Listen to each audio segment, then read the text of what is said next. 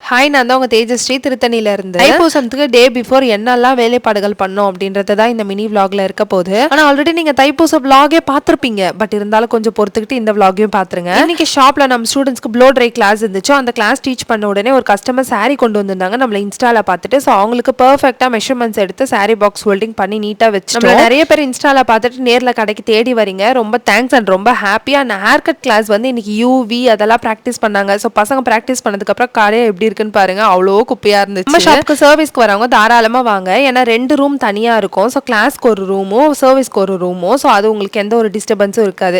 So class எல்லாம் முடிச்சுட்டு as usual இன்னைக்கு எதுவுமே சாப்பிடல. மார்னிங் மதியம் ஈவினிங் வரப்ப வீட்டுக்கு விபூதி, அதுக்கப்புறம் கற்பூரம், பூ, மெழுகுவத்தி இதெல்லாம் வாங்கிட்டு வந்துட்டேன். அன்னைக்கு வந்து இந்த சாமந்தி வந்து 1/2 kg வந்து 50 rupeesன்னு சொல்லியிருந்தாங்க. ஸோ நான் 1.5 kg வாங்கிட்டு வந்திருந்தேன். அழகா உட்காந்து சாமந்தி பூ எல்லாம் கட்ட ஆரம்பிச்சிட்டேன். ஏன்னா தைப்பூசத்துக்கு அன்னைக்கு பூ ரேட்லாம் செம்மையா இருக்கும். அதனால டே பிஃபோரே இதெல்லாம் ப்ரிப்பேர் பண்ணி வச்சிடலாமே அப்படின்னு சொல்லிட்டு தான். தைப்பூசத்துக்கு நிறைய பேரை நான் வந்து கோயில்ல பார்த்திருந்தேன். ஆனால் பிஃபோர் வந்து மார்க்கெட்லயுமே நிறைய பேர் பார்த்து பேசியிருந்தீங்க. ஸோ சரியா தான் நின்று பேச முடியல, தப்பா நினைச்சிக்காதீங்க. இப்போ பூ கட்டிட்டு இருக்கிறப்பவே என் ஃப்ரெண்டு கால் பண்ணிட்டாங்க. என் ஃப்ரெண்டு கிட்ட பேசிட்டே பூ கட்ட ஸ்டார்ட் பண்ணிட்டேன். அப்படியே ஒரு வழியா ஃபுல்லா எல்லாமே முடிச்சாச்சு. வீட்டுக்கு கோவிலுக்குன்னு தனித்தனியா எடுத்து வச்சுட்டேன். அண்ட் கற்பூரம் வந்து இவ்வளோ வாங்கிட்டு வந்தது எதுக்காக அப்படின்னா, எங்க ஊர் திருத்தணி முருகர் கோயில் படிக்கட் வந்து 365.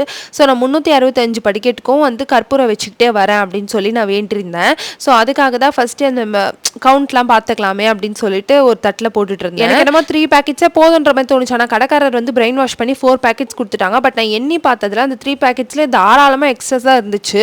ஸோ அதனால ஒரு பேக்கெட் அப்படியே வீட்டுக்கு வச்சாச்சு சாமிக்கு. இந்த வேலையெல்லாம் முடிச்சுட்டு ஃப்ரெஷ்ஷப் ஆகிட்டு ஜிம்முக்கு கிளம்பி போயாச்சு. ஜிம்மை ஸ்கிப் பண்ணக்கூடாதுன்னு சொல்லிட்டு அன்றைக்கான ஒர்க் அவுட் வந்து செஸ் ஒர்க் அவுட் அது பண்ணிட்டு நான் அப்படியே வந்து நேராக பானிபூரி கடைக்கு தான் போயிருந்தோம்.